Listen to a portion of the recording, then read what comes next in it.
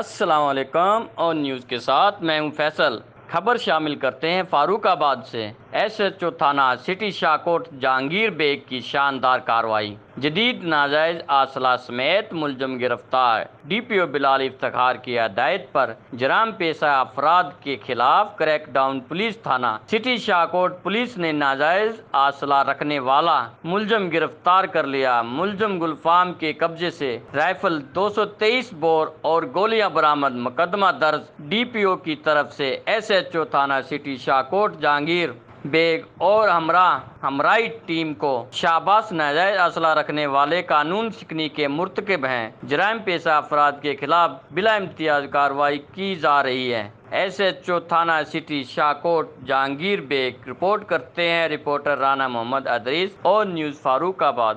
Like کریں، comment کریں، share کریں اور بیل آئیکن کو پریس کرنا مت بھولیں۔ دیکھتے رہیے آن نیوز۔